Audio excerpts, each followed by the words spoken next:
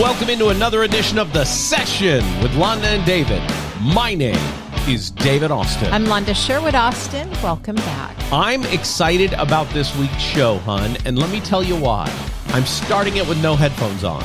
I don't know how it sounds. I'm just going crazy. You're just loosey-goosey. Are we recording, too? Uh-huh. Oh, my goodness. I'm one step closer to being able to give the board over to Ada, our creative director, so that I don't ever have to touch it again. One step closer. I'm sure she's very excited about that. She can't wait. She's pumped. She's making me coffee right now, so there's going to be a coffee delivery coming in here at some point. Okay. Just a heads up on that. I don't want to startle anybody. She's making office coffee. Not as catchy as home coffee, but it's already paid for. Like home coffee, office coffee is on the house. Ish. Yeah. An exciting week that we've had. Tell me more. Well, in the world. Okay. Like the stock market. Yeah. Having 3 days in a row. I'm wanting to hear what your thoughts are. I don't have thoughts. I'm trying to get you to share your thoughts, dummy. Oh, I see. I see, said the blind man as he picked up his hammer and saw. Yes. The stock market has had 3 days in a row of large drops. They've lost about 10% in the stock market over the last 3 trading days. I thought it was interesting. Someone said to me, billionaires have lost 5% of their wealth or something like that. And I could be wrong. Go ahead, write your letters or whatever. Mm-hmm. But something like that, somebody said. And you said this morning that I don't know if it was on the news or tell me the details on that. I was watching a story on ABC News Live this morning, and they listed, like the top 5 billionaires in America, and one has made about 11.9 billion with a B dollars since this started. 11.5, I think, is what it is, and that's the Oracle of Omaha. He has made over $11.5 billion. Anybody our age or older might know who you're talking Warren about, Buffett. but our age won't. And here's the thing. He's the oldest of all the investors they broke down and the only one who's in the black, not the red. Right. He's up 11.5 billion since all this craziness started. Elon Musk, there have been story after story after story about how he's lost billions and billions and billions of dollars. He's only down about 12.5 billion since this all started. So you look at people like Jeff Bezos, down 42 billion. Wow. You look at Mark Zuckerberg, the head of Facebook and Meta now. Mm-hmm. He's down like 22 billion, according to this one report. It's interesting. So what is this doing to the average person? Well, the average person... let me clarify what I meant by that. Like let's say somebody who's got a 401k. The average person isn't touching their 401k, and they're going to be fine because this is all cyclical. Okay. Right? People who are day trading that sold Friday, Monday, Thursday, Friday, or Monday, they lost a little bit of money. Mm-hmm. Mm-hmm. The people who bought on Friday and Monday are feeling pretty good because Tuesday is a pretty nice rally in the market. Yeah, they bought low. They bought low. Yeah. That's exactly right. And that's why Warren Buffett, the Oracle of Omaha, is so far ahead because he follows his own advice, and that's buy low and sell high.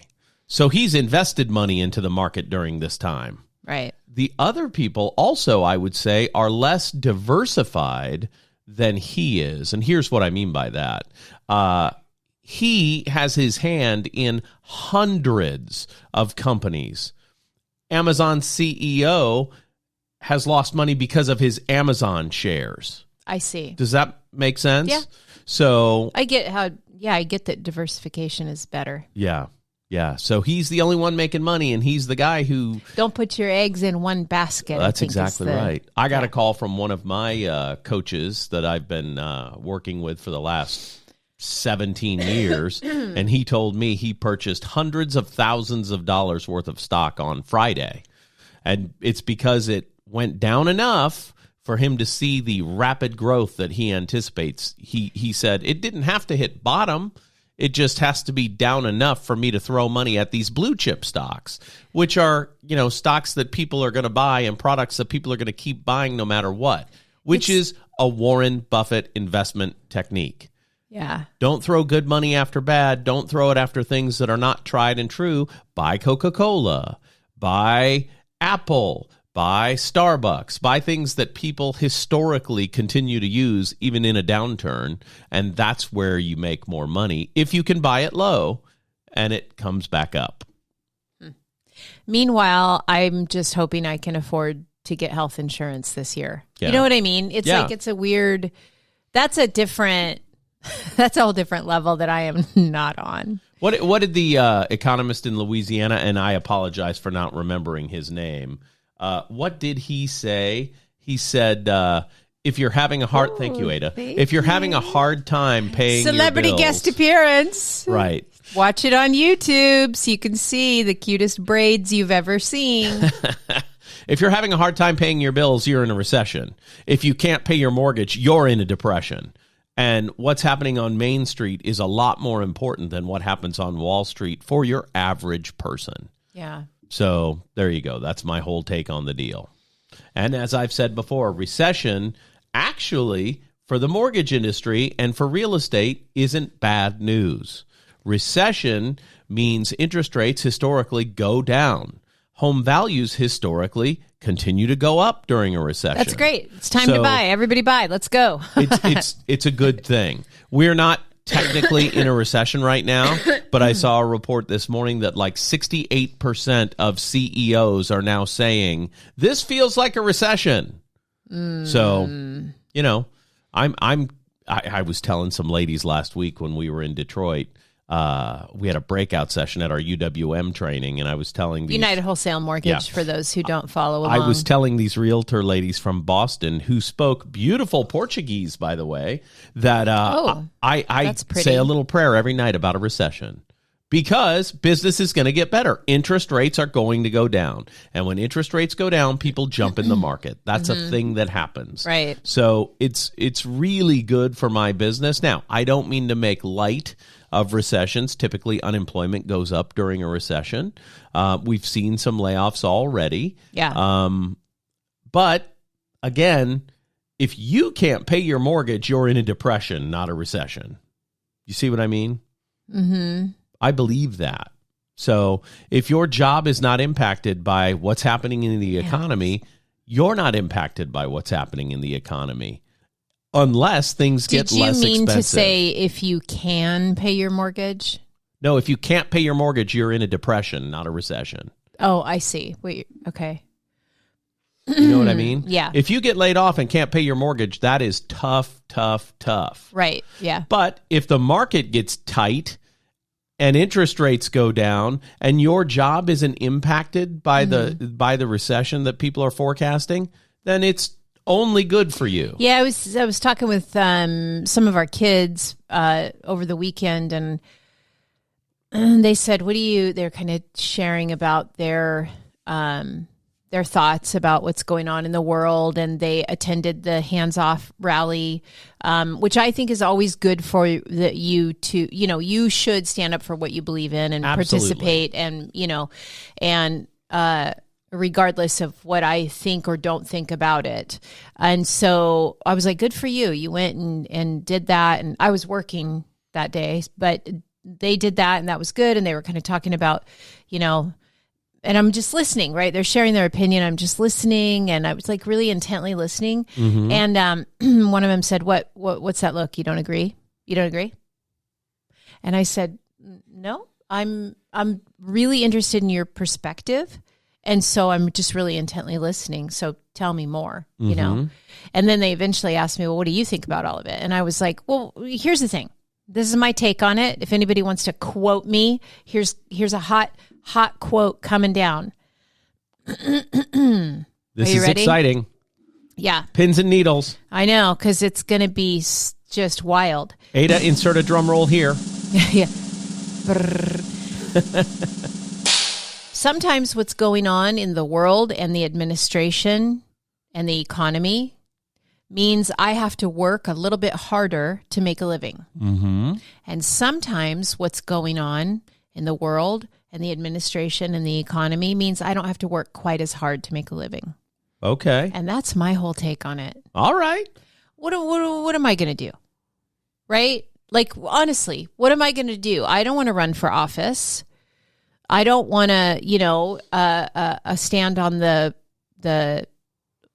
White House lawn and protest. I don't want to. Do you know what I'm saying? Sure. Like, I'm not planning to get involved to make any kind of change toward what I think anything should be or not. Mm-hmm. And so I'm just like,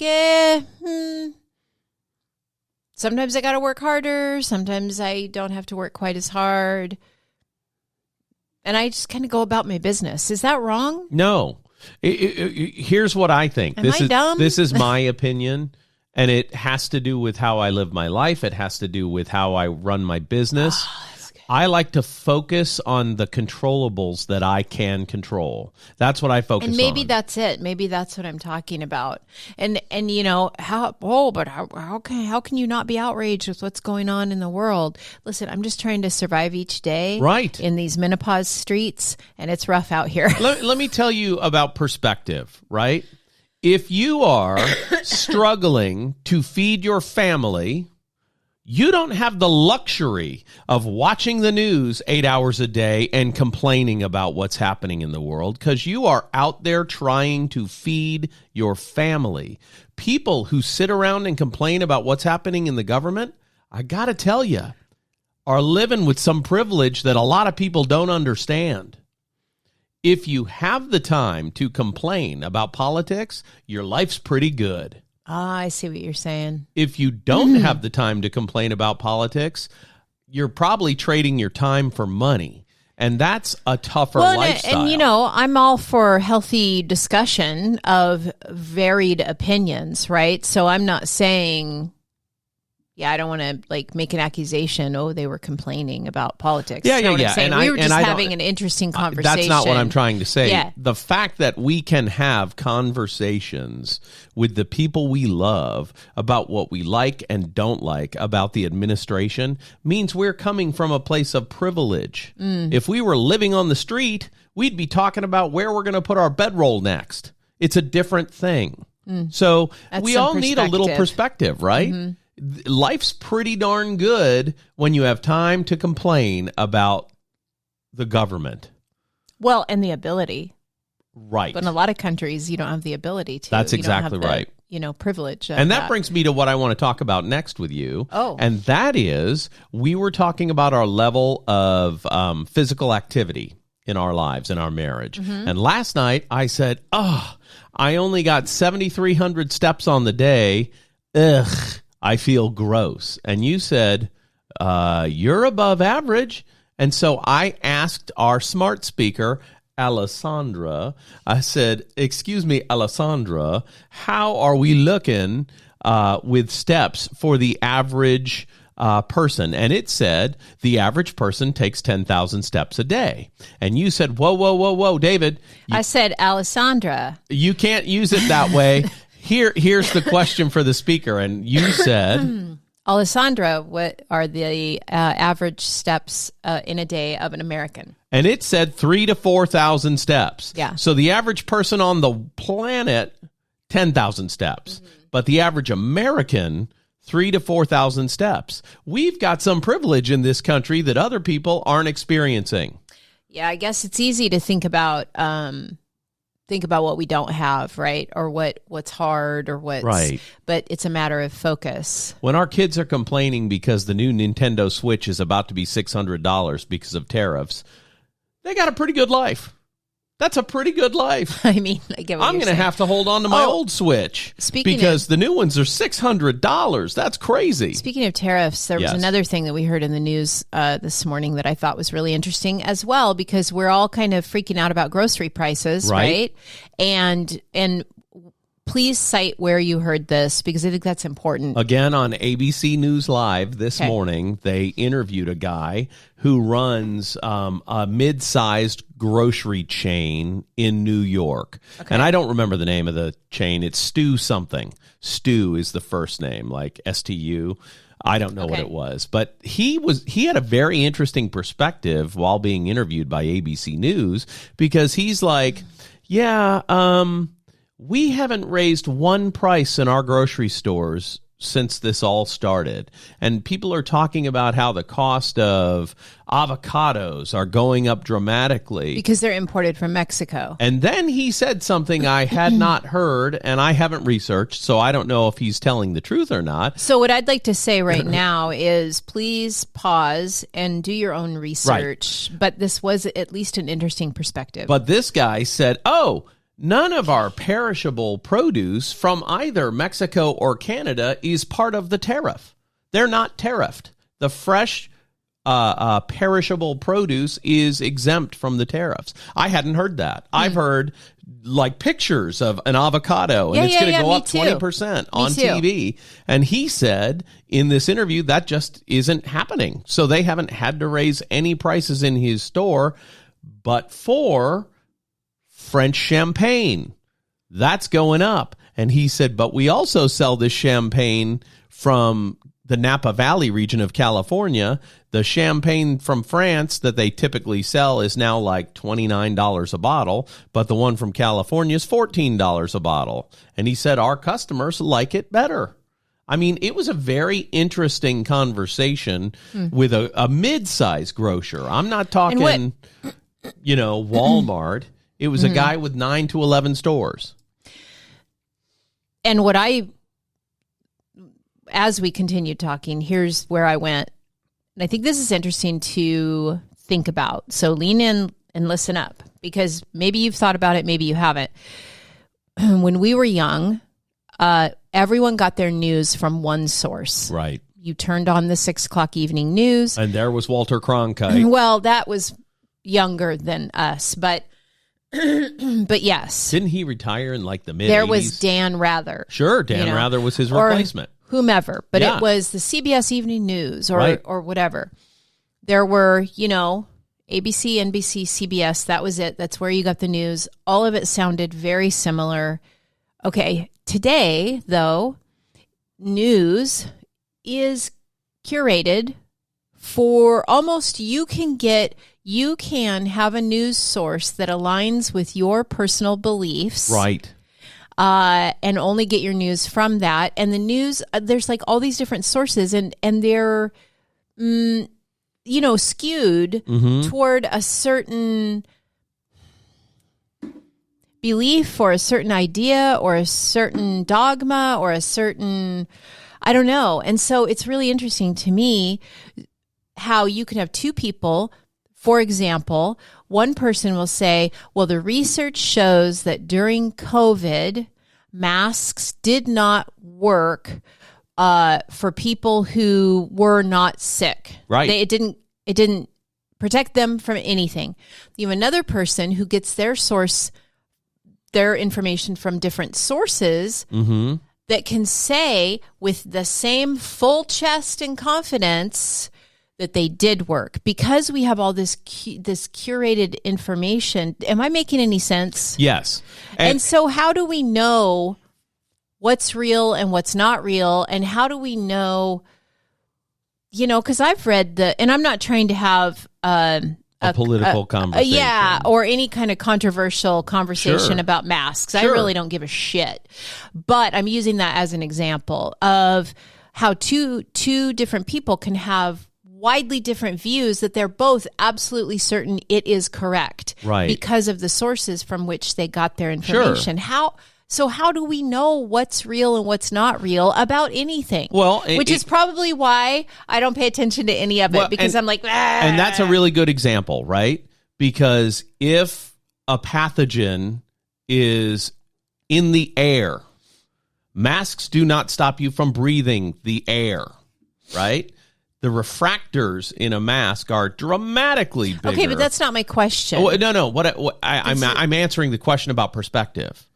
if you're not sick and you're wearing a mask, No. to not breathe in something that's in the air, it's not going to help you. However, if you are someone who's expectorating when you cough, the mask will stop that from getting on someone else. I understand that you're defending that position based on the information that you have sourced. No, what I'm talking about the conversation we had. But that's not my question. That was just an example of now standing on top of that. Mm-hmm. How do we know what's accurate, what's not accurate? Where are we getting our source? What is our source? And everybody's got a different source. And so even like the economy right now, are you getting your news from ABC News Live like you did this morning? Right. Or is there a YouTuber that is a news outlet that somebody else follows that has a different perspective? That has a totally different perspective. And how do we know which is correct? And most people maybe wouldn't even worry about this because now that I'm saying it out loud, because there's only a certain percentage of the population that even cares if things are correct. And I happen to be one of those people. Right. I'm now realizing as I'm saying this out loud. But it just feels very, I don't know, if it's frustrating to me. Oh, you want to know what else is going to make your head want to catch on fire? You can't verify facts with AI because AI will lie based on how it's programmed. Tell me more. AI has a hallucination effect where if AI can't find the answer, it makes it up. That's real. That's a real thing. So AI isn't always the right way to check the information. It's an efficient way to check the information, but it's not always the right way to check the information. I'm so scared right now. And depending on who programmed the AI may be programmed to overlook a conservative point of view, maybe programmed to, or vice versa. That's right. I'm pretty sure Elon Musk's AI at X overlooks the left side of the equation. God, this is depressing. Well, this is on top of we're recording this podcast a little late in the day because I came in the office this morning. I said this late morning is brought to you by menopause. Because I had a full menopause meltdown early this morning, followed by endless hot flashes. And I don't mean to make this, Lizzie, you tune in for the business. I get it.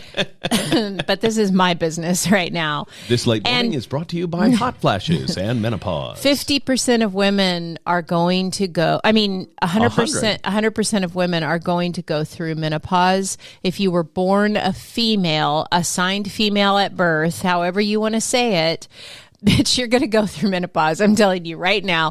And it is not for the faint of heart. And it is hard and it is unfair and it is ridiculous. And where I'm recording a podcast on that, and that is the energy I'm bringing in. I have no fucks to give for anything right now. Like I just, when you start sweating, it makes you crazy. I guess maybe that's why I'm so like, how do we even know what the truth is? And frankly, I don't care. I'm just trying to get through the day, love my people, take care of my clients. You know what I'm saying? Well, you know what? I think that's a great lesson. And I don't mean to be so selfishly focused on my world, but in reality, I got to tell you, the longer I live, that's what means the most to me is my little world. Yeah. You know, work on what you can control. Yeah. And do what you can do to leave a positive footprint. Oh, but eggs are $10 a dozen. Okay. So they're $10 a dozen. What am I going to do about it? And they're dramatically more expensive either pay if you for go it, to a restaurant and buy it for retail prices. And you know right? what? And God bless, because we just sold a house that had a chicken coop. And they wanted and people those went chickens. wild for it. That's exactly right. I love it. And we're about to list another one next month. So I guess it'll be in May. That also has a chicken coop. That it's a small, like, gentleman's farm. I don't want to give too much information away. Hello. But I will tell you, get in touch with me. And so I just thought, okay, never mind. Anyway, I just got distracted. But, Okay. but people, yeah, I don't know what I'm saying now. Now I feel like I've said too much. I've been too open. Well, And I'm ashamed. I want to pull it back in. That's hilarious. I love it. Every time I say to you, I'm ashamed, you say, that's a good topic to bring up to a counselor. I said, that's a therapy. But it actually is. If you're finding yourself feeling shame, that's something that is a clue. Right. And like Blue's Clues with his little notebook, you should write that down and take it with you to a therapist. So it is. Well, anyway, we don't have to get into all that, but I don't know. Google it, but don't trust the AI. Well, there you go. I can't with this. Hallucinations. That's what it's called when AI makes up the answer. And I don't know what the percentage of hallucinations are, but it's enough of a thing to happen for that to be a term that exists. You know what never does me wrong? What? Never does me dirty, and I never am left feeling like I'm feeling right now about the world, is a nice dinner party. Okay. And I am trying to take a hard left turn here to get out of this and off it. I'm like scrambling to think of things that make me feel joy. Okay. And I love a good dinner party. Okay. That's good. You know what I love and makes me feel happy no matter what's going on in the world? I do. You holding my hand. Oh, that's not what I thought you were going to say, but that's cool. Yeah. When stuff is going sideways and you reach out and either touch my shoulder or hold my hand, everything's all right again. Isn't that interesting? I do think it's interesting. Another thing that always makes me feel like everything is right in the world is if I can help a client get where they want to go. Right. And whether that is making a move and buying or selling a house or not, because it's not always. Right. When I can help them get clarity and find resolution, and they feel good and they feel resolved, right? I love that. I feel so good about that. So I guess what I'm talking about is no matter what's going on in the world, look for points of connection and things that bring you joy. There you go. That's what I'm going to do after I leave here today. And the old trick that I've talked about forever is when you're feeling down and you're feeling blue, think about the worst time in your life. Just close your eyes and think about the time you felt the most anxious and the most defeated, and think about your life today. Those times always pass. Yeah. And it always gets better. You made it. This reminds me of a book that I read. It may have been the book called Grit. Okay. And I don't recall the author's name, but maybe we can get it. I think it was the cream of wheat guy that wrote Grit. No. But you remember his outfit? He had the little jaunty necktie. And the hat, the Quaker hat. Yes, Angela. Yeah. Angela Duckworth wrote the book Grit. If you haven't seen or you haven't read it, you should read it. And if you haven't seen her TED Talk, you should go look it up. And so right now, when I just said that, some of you said, what was her name again? Angela Duckworth, Grit. And I think it was in that book or her TED Talk where she talked about, hey, listen, you've always been your own superhero. Right. You got you through everything that you got through. And Yes. I'm not saying nobody helped or I'm not trying to say that, but I am saying I can look at my life and I can see a lot of circumstances from very, very young childhood forward that I got myself through those things, traumatic times, difficult times, what you're talking about. Think of the worst time that you ever had in your whole life. And you did make it out. You did make it through. Maybe you're in it right now, and take heart because you are going to make it out. You are going to make it through because look at your history. You always do. You always overcome. You always make it. You always put one foot in front of the other, which That's is right. grit, right? And so I loved that. That it helped to change my perspective on some of my trauma in my childhood. If I just think about, I'm wearing that cape 24/7, and I get myself through, I can do kind of anything that I want to do. So the human person is pretty amazing if you think about it. Absolutely. The human person's perseverance pretty and amazing. Yeah. And there are parts about us that we don't know or understand. I was reminded about how amazing humanity is when we went to United Wholesale Mortgage's Success Track training last week for realtors and lenders. And we did have some breakout sessions. And when I sat and talked with other people, and because you know me, I always ask questions. I'm forming everybody, right? And I thought, holy shit, I forgot how fascinating people are. People are just really fascinating. If you ask them questions and you start listening to their story about their life or their, and one of the easiest ways to do that is to ask them, it's easy to ask, what do you do for a living? But asking, how did you get into that? Usually we'll start this discovery process of finding out a little bit more about who they are and how they came to be, right? And people are just really interesting and fascinating, which is why when I was sitting with our kids and they looked at me and said, what's that look? You don't agree? And I'm like, no, I'm just really intently listening because I'm very fascinated by people, period. Right. Your perspective, your ideas, your opinions. I'm really interested. I think that's good. If you approach every conversation with genuine curiosity, it's going to be a much nicer conversation than if you don't. Wearing what are they, blinders and being focused on one thing is a mistake unless it's the person that's in front of you. If you're focused on the person that's in front of you and you're genuinely curious about them, your life is going to be a lot richer than if you're not that way. Yeah, it's hard sometimes to not have my own opinion come welling up in me when someone's talking to me. But I almost use that feeling of you're wrong and I want to share my thing as kind of a like a positive trigger to ask more questions.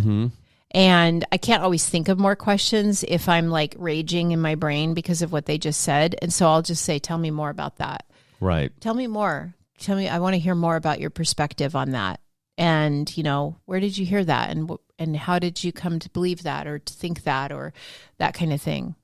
I think caring about other people and caring about where they are is way more important than caring about yourself and your opinions. And I think this is how we are going to get through whatever this is that's going on with the economy and the administration and the whatever. This is how we get through caring about one another, taking care of our people, connecting. Dinner parties is going to get us through. It's interesting that you say that because Bill Maher, who hosts, Real Time with Bill Maher? Is that his show? He used to host Politically Incorrect every night, but now it's Real Time once a week on HBO. He was invited a week and a half ago to go to the White House and have dinner at the White House with the president. He's been one of the most vocal critics of Donald Trump for the last 8 years, right?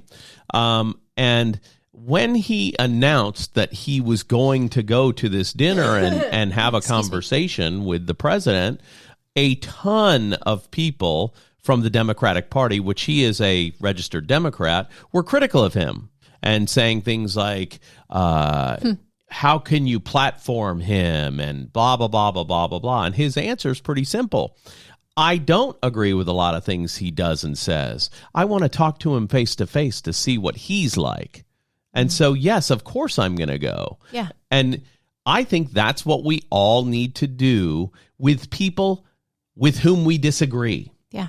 Have conversations with them. Find out who they are. And when you sit down with someone one-on-one, you find out that you guys are a lot more alike than you are different. In most cases, you might sit down with a sociopath and gain nothing from that conversation. I think it'll be rare. It will be unusual in that context, yes. But it's possible. Yeah. I'm not trying to go to California and sit down with Manson. He's dead now, so I can't. But that's not a conversation I'm dying to have. You know what I mean? Yeah. Because crazy, sociopath, a little different, not clicking on all the same cylinders. But that's an unusual instance, right? Might be interesting, though. Really would have been cool. That's it. There you have it, and there it is. You've got your marching orders, people. All right. You know what? That's a good assignment. If there's someone that you just disagree with internally, I challenge you to sit down with that person one-on-one, have a meal. Make a meal for them. Oh, that's good. And it's a deeper level of connection when you make a meal for somebody. It just is. And learn about them. I think that's a really cool idea. I like that. Ada's going to call us and say she needs to schedule a meal with us immediately. Well, she's a great cook, so I hope she does. Really sincerely hope she does. Anything you want to talk about in the remaining 30 seconds of the show? No, I think I'm really pleased with this episode. I feel really proud of what we've shared today, and I think if people listen to it, they're going to take some things away from it. Please share it with somebody, because this is an important conversation. How do we survive this? For the prettiest girl in the world, Londa Joanne Sherwood Austin, my name is David Austin, and we'll see you next week on The Session with Londa and David. Talk soon.